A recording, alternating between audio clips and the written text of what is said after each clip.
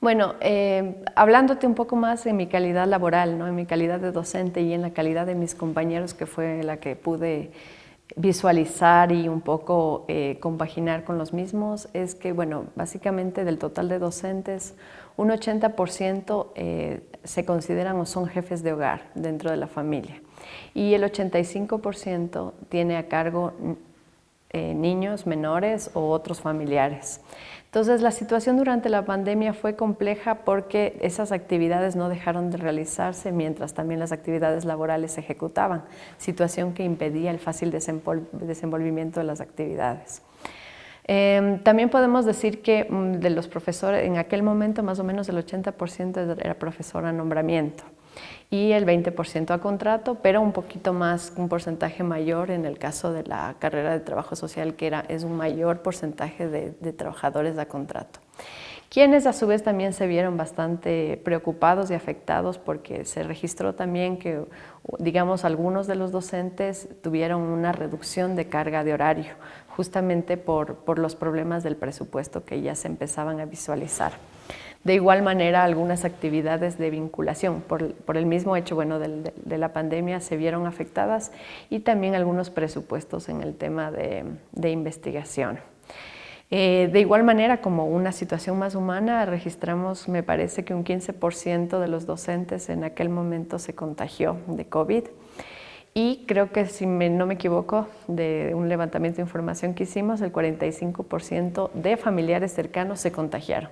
Viendo también una situación compleja durante la pandemia, porque no había un protocolo claro de cómo manejar la situación, docentes que ingresaban a las aulas virtuales, pero en calidad de enfermos, y otros simplemente recuperaban las clases posteriormente, entonces generando una situación de inestabilidad.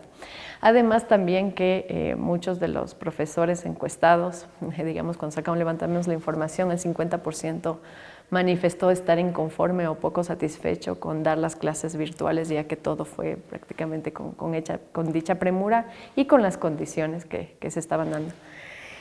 Felizmente a nivel personal no tuve, digamos, problemas de personas contagiadas cercanas a mí o de mi misma persona, pero sí problemas de salud de familiares con otras enfermedades que también se vieron afectadas porque no estuvieron abiertos todos los hospitales y demás, situación que también complicó. Y en general, digamos, no solo mi percepción, sino también de mis compañeros, es que la actividad laboral se vio mucho más abundante en aquel momento, en aquella época.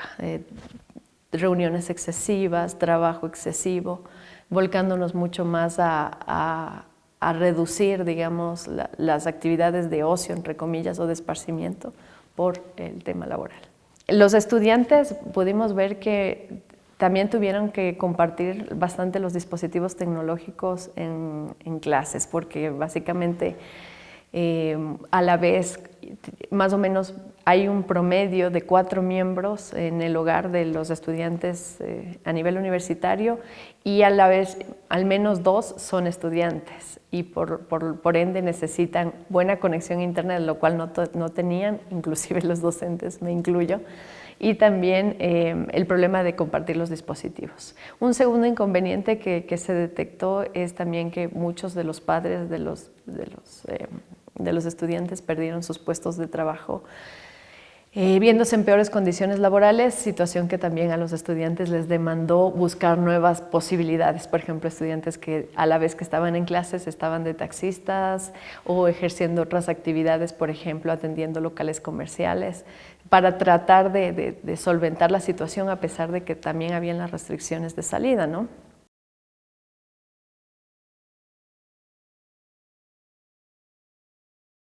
Inicialmente no hubo un proceso de deserción, más bien hubo, como quien dice, en el tercer semestre tal vez. En el primero no.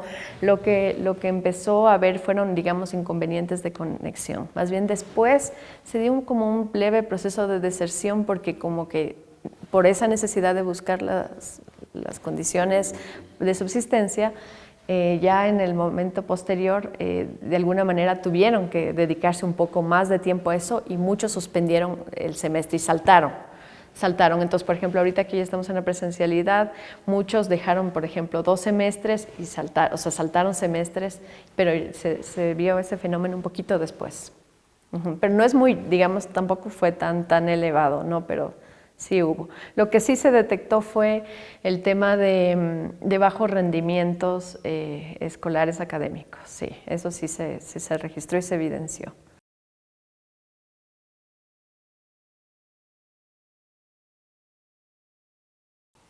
Bueno, respondiéndote un poco a eso, justamente a pesar de que ya percibí algunas condiciones, también tuve la necesidad de indagar un poco más en eso con mis mismos estudiantes. Entonces hice 2 procesos de indagación, uno durante la pandemia y uno justo ya en la presencialidad.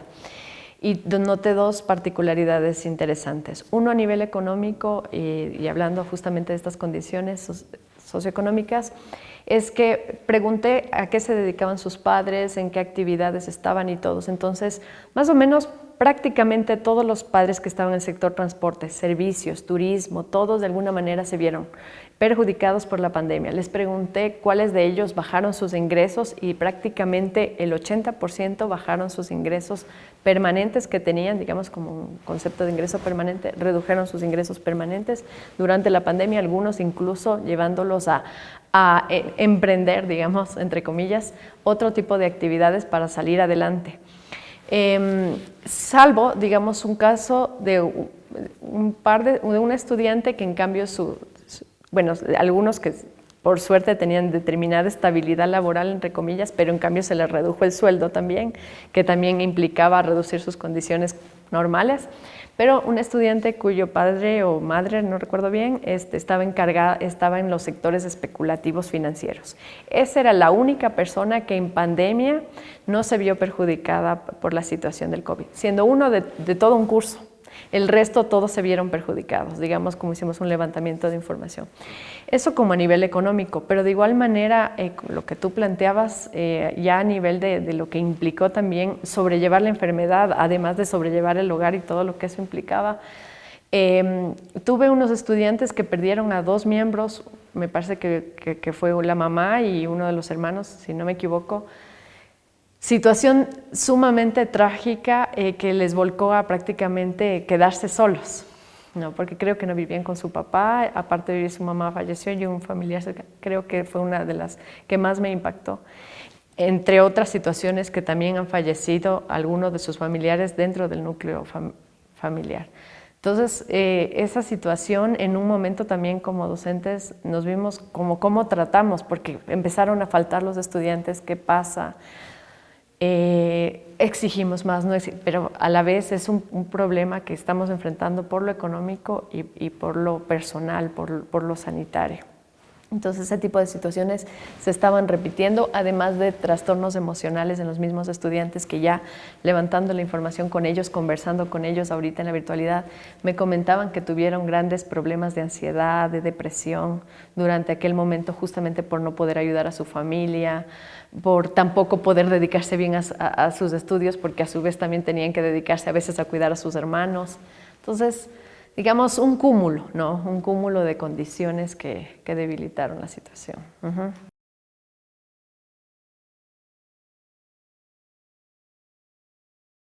Bueno, yo recuerdo que en aquel momento, claro, el Estado recortó 98 millones de dólares a aproximadamente 38 instituciones de educación superior. A pesar de que en el artículo de la Constitución 357 plantea el no recorte presupuestario, la garantía de los ingresos de educación.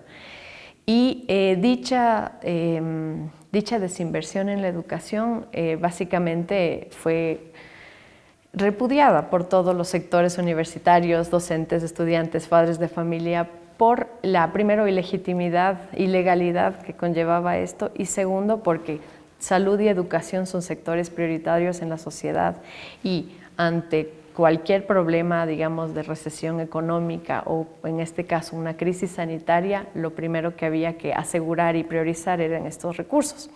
Esto, por supuesto, se vio afectado y digamos, es una cadena, ¿no? Afecta, por supuesto, dentro de los hogares, afecta a los presupuestos a la educación, afecta a la calidad educativa y afecta, por supuesto, digamos, un futuro inmediato, ¿no? Tanto en las familias como en la sociedad.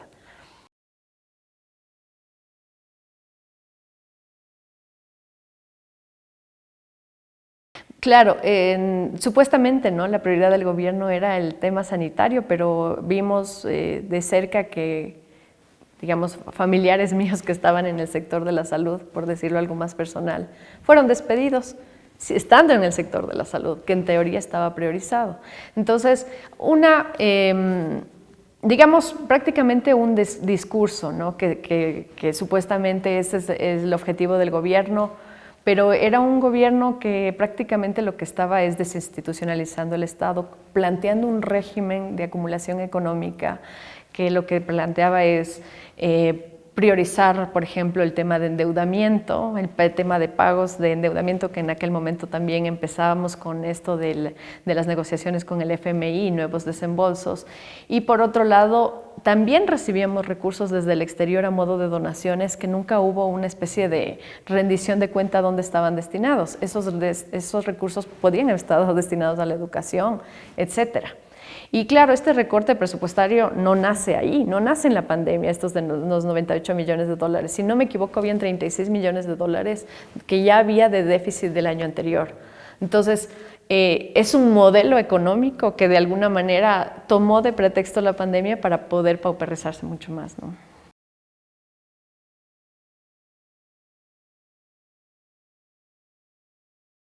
El rol del Estado fue prácticamente evadir lo que la Constitución le mandaba, reducir el tamaño del Estado en vez de propiciar las condiciones. El rol del Estado fue olvidar lo mandatorio de la Constitución y de la LOES en términos de presupuestos y de asignación de recursos. Creo que el rol del Estado fue tratar de pensar, entre comillas, en el déficit fiscal, cuando finalmente ni siquiera por ejemplo, en el equilibrio del déficit fiscal, pensar supuestamente en esto cuando a la vez se estaba endeudando más y aumentando mucho más el peso de la deuda respecto al PIB, que aumentó mucho más del 40% que pedía el Estado. O sea, había una contradicción total en términos de lo que incluso el mismo gobierno planteaba. Un rol del Estado que olvidaba la esfera pública en la medida en que ampara las posibilidades de mejorar las condiciones de la sociedad, digamos, dejando de lado toda esta población que debía ser beneficiada. Entonces, y por supuesto,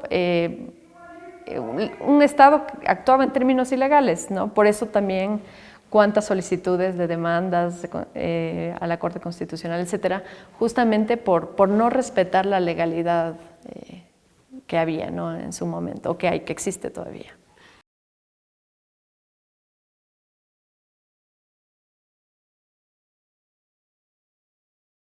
Bueno, creo que el rol de los medios de comunicación tradicional ya se develó en el paro del 2019 bastante claro.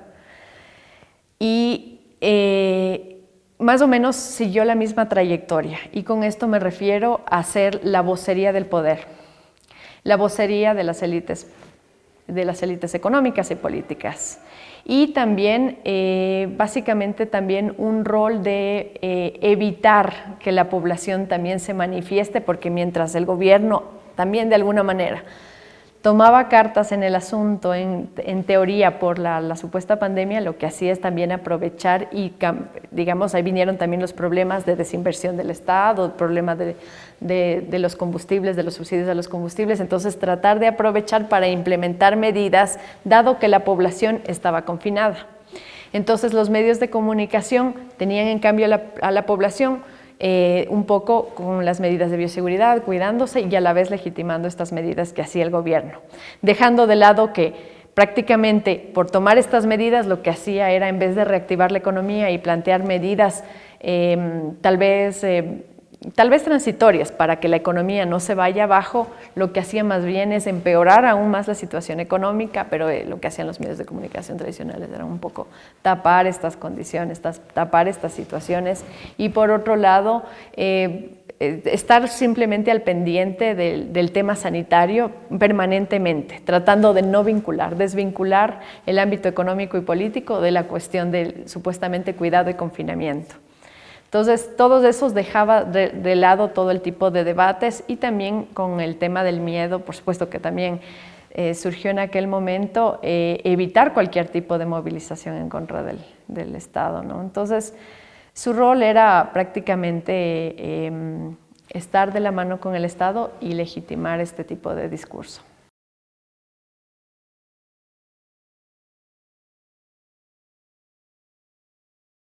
Bueno, hablando un poco de mi situación en particular, ¿no? Como te decía, parte de la Facultad de Ciencias Sociales y Humanas, que es una facultad recientemente creada, pero que tiene años de trayectoria en términos de sus carreras, principalmente de Sociología y de Trabajo Social. En su momento, con la pandemia, todos confinados, pero ya con el tema del recorte presupuestario, decidimos primero empezar a hacer charlas respecto a esta problemática, ver qué estaba pasando, tratar de unir fuentes de información para ver qué estaba sucediendo. Y ahí es donde vimos la necesidad de formar la asociación de la facultad. Entonces, entre varios docentes tomamos dicha iniciativa y dijimos, ¿por qué no formar una asociación bajo estas condiciones? Porque esa debería ser la bandera, ¿no? De una asociación, luchar por nuestras condiciones laborales y sobre todo por unas condiciones que van en desmedro de toda la educación superior a nivel nacional. Así que tomamos la iniciativa y formamos pues el 1 de mayo del 2020 la Asociación Escuela de la Facultad de Ciencias Sociales y Humanas, quien tuve, digamos, la posibilidad, la dicha de iniciar este proceso, digamos, representar a esta asociación, digamos, en su primer periodo, que lo definimos como de transición, hasta institucionalizar el espacio, pero más que nada ante ser una vocería ante esta situación que era una condición que apremiaba en aquel momento.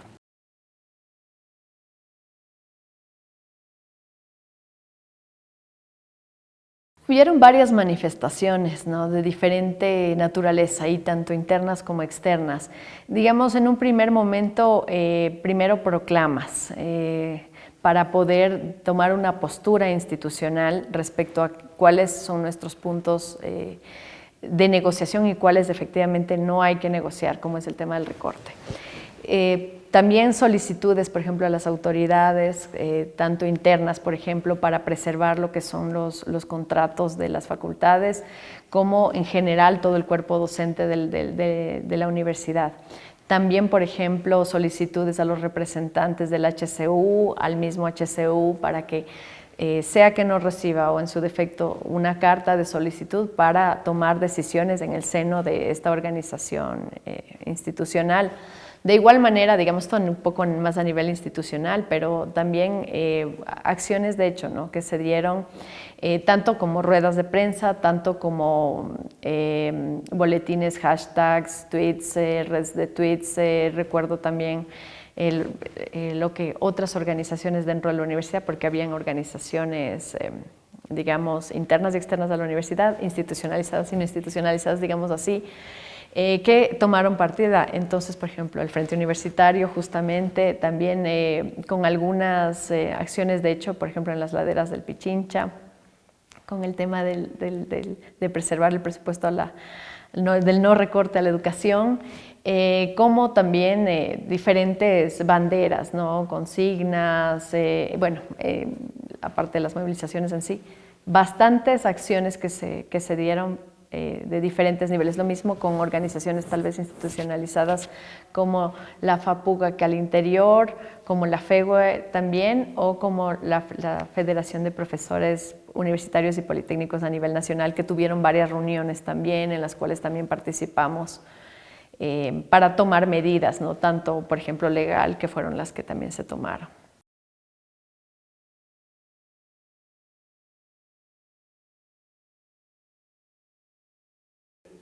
Todos no pensamos llegar a eso, ¿no? Porque no pensamos que habría un recorte, porque es lo más absurdo en términos de pandemia, que hay un recorte en las actividades primordiales del Estado, que son hacia la sociedad. Pero dadas las condiciones y dada la falta de oídos por parte del gobierno ante los diferentes pedidos, dado que los cuerpos institucionales obviamente no respondían y dado que la misma ley no ejercía la suficientemente fuerza para digamos, respetar el presupuesto, las iniciativas fueron vamos a la marcha. Y claro, las primeras preocupaciones eran el contagio, pero vimos que el contagio no iba a ser el pretexto para que el Estado pisotee los derechos. Por lo tanto, determinamos que en la medida en que podamos salir a la marcha, cuidarnos con acciones, con medidas de bioseguridad, mascarilla, alcohol, es posible salir a la marcha porque estaba comprobado que la ausencia de la mascarilla y el contacto físico era lo que transmitía el virus, pero si de alguna manera evitábamos eso, no teníamos por qué dejar de proclamar un derecho que estábamos exigiendo. Así que ante, digamos eso, digamos creo que las primeras salidas fueron un poco las que más, un poquito de reticencia hubo en un primer momento, pero al ver que tuvieron éxito, al ver que, digamos que repercutió en los oídos del Estado, entonces se decidió tomar este tipo de medidas ya más de forma más seguida y a su vez también las personas se fueron aglutinando de a poco, ¿no? en estas. Entonces, no es que se descuidó para nada, digamos, el cuidado personal y el cuidado de lo que implicaba el virus, pero las necesidades materiales, las necesidades del cuidado del presupuesto de la educación eran apremiantes y esto era para exigir ya in situ, ¿no? Ya en una acción de hecho. Uh-huh.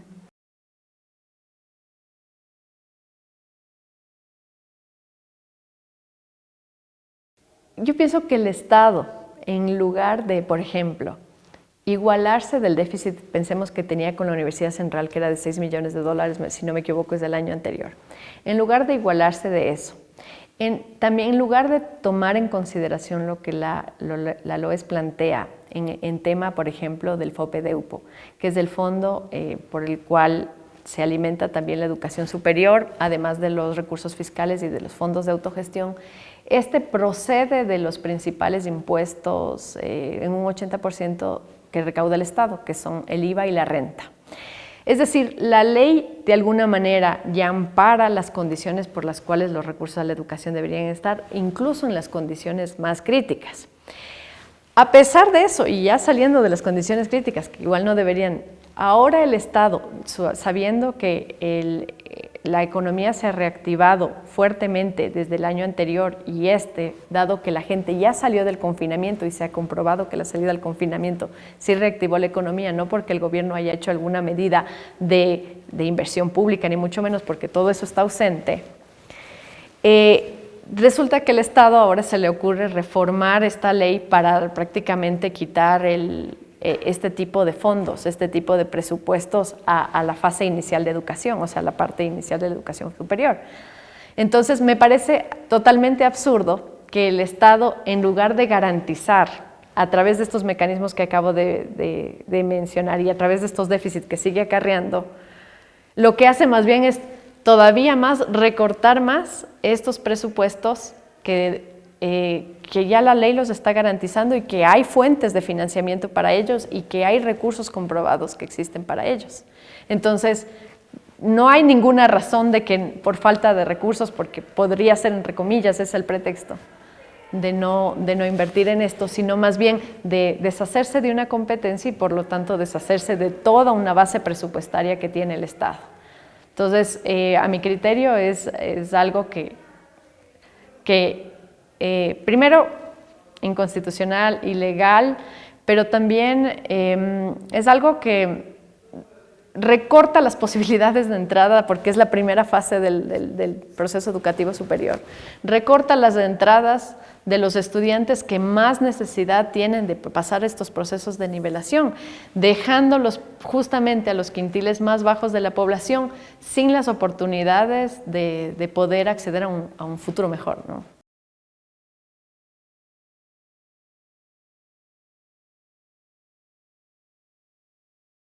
Yo pienso que se confunde la autonomía con la desinstitucionalización. Es decir, a nombre de la autonomía desinstitucionalizo al Estado.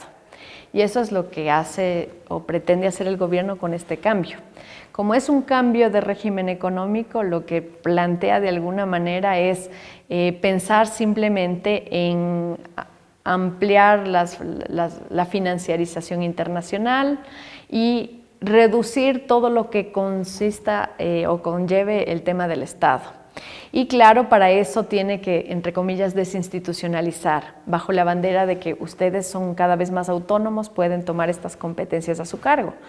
Pero lo que hace es evitar procesos de homologación justos que pueden existir en un primer momento, o sea, homologación justos en el sentido de que todos tengamos la misma posibilidad de ingresar, que si es que estamos en diferentes niveles, podernos nivelar, de que si es que tenemos algunas necesidades en el momento de pasar desde la educación secundaria a la educación universitaria, el Estado pueda garantizar esas condiciones, entre otras cosas. Entonces lo que hace es eliminar un montón de competencias supuestamente desconcentrando hacia las universidades, pero sin asignación presupuestaria, sin homologación de estándares, es decir, prácticamente eludiendo la responsabilidad que el Estado tenía en términos de garantizar de forma, digamos, homogénea o por lo menos equitativa a todas las personas que ingresaban al círculo educativo.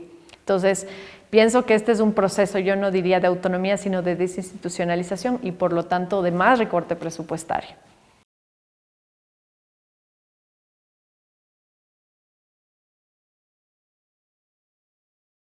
Sí, te cuento que yo justamente de este yo no conocía bien y más bien gracias a un poco conversar acá lo conozco. En primer lugar, no estaba como muy al tanto de como las implicaciones, pero por ejemplo, un estudio que hubo de la Universidad Central, me parece que en el 2016-2017, de todos los docentes, de todos los estudiantes, de dónde provienen, etcétera, me parece que el 1.2% de la población universitaria eran personas extranjeras. Y de estas, bueno, la mayoría de nuestros países vecinos, Colombia y Venezuela. Entonces, el porcentaje de estudiantes acá es pequeño, ¿no? Y considerando a su vez, como tú dices, que los derechos que nos ampara la Constitución a todos, digamos, por igual, estando en el territorio nacional, entonces, ¿por qué no también, digamos, a estos estudiantes también amparar con la misma lógica de derechos, ¿no? Considerando que también están aportando a nuestra sociedad, considerando que están retribuyendo también al Estado, porque no solo implica derechos, sino también obligaciones. Entonces, si bien vamos a tener un presupuesto igual, pero también vamos a tener obligaciones, entonces son, digamos, las dos caras de la moneda que adquiere el individuo en el momento en que se le asigna también un cupo, un cupo gratuito o la gratuidad de la educación, etcétera. Porque son también poblaciones cuya migración no ha sido para nada voluntaria, más bien ha sido una necesidad que es por mejorar sus condiciones, pero no, digamos, no es justo que lleguen a las condiciones, no se les dé, digamos, igualdad de derechos, en todo sentido, ¿no? Entonces, eso es donde también la Constitución debe garantizar sobre su territorio nacional. No debería excluir también, digamos, a las personas y también pauperizar más su situación, dado que ya de por sí es una condición compleja, todavía más cerrarle las puertas en este sentido. Entonces, sí, concuerdo con eso.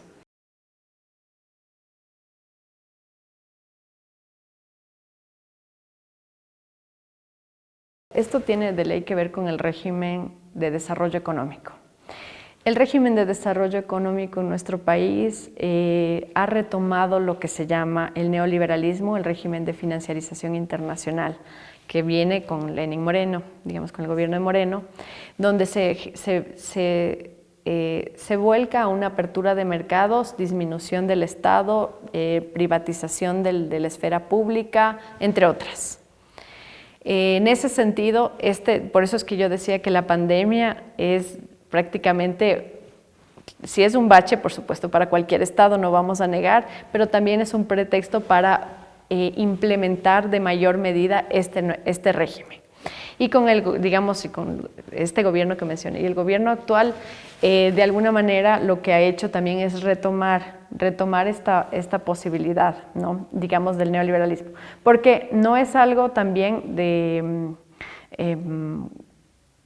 o sea, es algo muy consciente, digamos, por parte del Estado, tomar este vuelco de régimen económico. hacia el neoliberalismo, hacia también lo que planteábamos con algunos autores, con la crisis inducida del gobierno, dejándolo sin recursos para luego decir que es ineficiente y luego privatizarlo, como han pasado con empresas públicas. No la financio, la descapitalizo y luego digo no funciona, mejor la vendo. Y además los precios de venta también suelen ser bajos para beneficiar a terceros. Lo mismo la educación. Tratar de alguna manera de desinvertir, hacerla de menor calidad, de baja calidad, para que de alguna manera también esto favorezca a lo privado, a las universidades privadas, y esto reduzca más las posibilidades de amparar por parte de la universidad pública a los sectores más marginados.